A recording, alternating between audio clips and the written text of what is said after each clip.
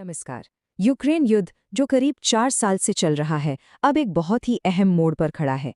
वजह है अमेरिका का एक नया शांति प्रस्ताव।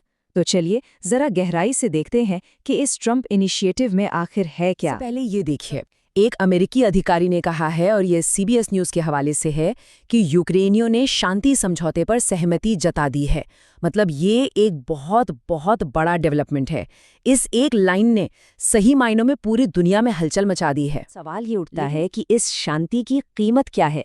देखिए, खबर तो बड़ी है, लेकिन इसकी तह तक जाने के लिए हमें ये समझना होगा कि इस डील के बदले यूक्रेन को क्या-क्या छोड़ना पड़ रहा है। तो समझौते में आखिर है क्या?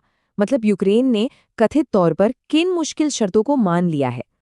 ये जो 28 पॉइंट का प्लान है ना, ये यूक्रेन से 3 बहुत बड़ी चीजें मांग रहा है।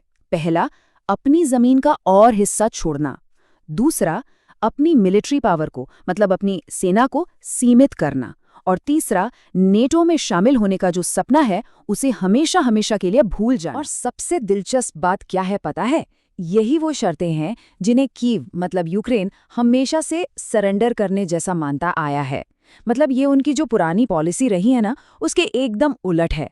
और यही बात इस पूरे समझौते को और भी ज्यादा चौंकाने वाली बना देती है। तो सवाल उठता है कि ये सब हो कहाँ रहा है। चलिए अब पर्दे के पीछे चल रहे डिप्लोमैटिक एफर्ट्स पर एक नजर डालते हैं कि कौन है और कहाँ इस सीक्रेट डील पर काम कर रहे हैं। तो ये जो हाई लेवल बातचीत है ये हो रही है यूएई के अबू धाबी में। एक तरफ है अमेरिका के आर्मी सेक्रेटरी डैन रिस्कॉल अपनी टीम के साथ, और दूसरी तरफ है रूस के अधिकारी, और ये सब मिलकर इसी पीस प्लान पर चर्चा कर रहे हैं। और अमेरिकी सेना के प्रवक्ता लेफ्टिनेंट कर्नल जेफ टोलबर्ट का कहना है कि बातचीत अच्छी चल रही है और हम आशावादी बने हुए हैं। तो ये सुनने में तो काफी पॉजिटिव लगता है ना? लेकिन कहानी में अभी भी कई पेंच बाकी हैं। मामला इतना सीधा है नहीं।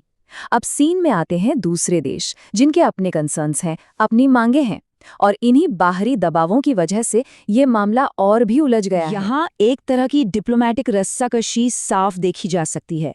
देखिए, एक तरफ तो यूरोपियन देश हैं जिन्हें डर है कि ये जो डील है ये पूरी तरह से मॉस्को के पक्ष में झुकी हुई है। वहीं दूसरी तरफ रूस इस बात पर अड़ा हुआ है कि ये समझौता पुतिन और ट्रंप के बीच जो पहले बात हुई थी उसी की भावना और पत्र के हिसाब से होना चाहिए। तो ये पुतिन ट्रंप अंडरस्टैंडिंग है क्या चीज़?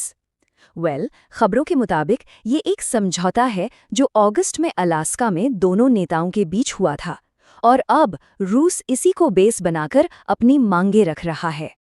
तो अब सवाल आता है कि आगे क्या?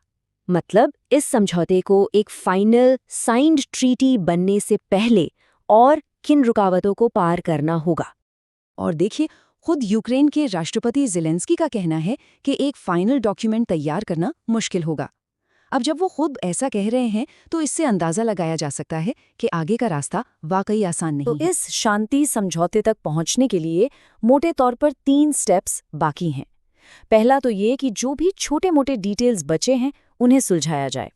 दूसरा, और शायद सबसे अहम, जमीन के बंटवारे जैसे मुश्किल मुद्दे पर ट्रंप और ज़ेलेंस्की के बीच आमने सामने बैठकर बात हो। और फिर तीसरा और आखिरी कदम होगा एक फाइनल डॉक्यूमेंट तैयार करना और उस पर साइन करना। सब हमें एक बहुत बड़े सवाल पर लाके खड़ा कर देता है। क्या ये एक युद्ध का अंत है या फिर एक असहज, एक अनकंफर्टेबल शांति की बस शुरुआत?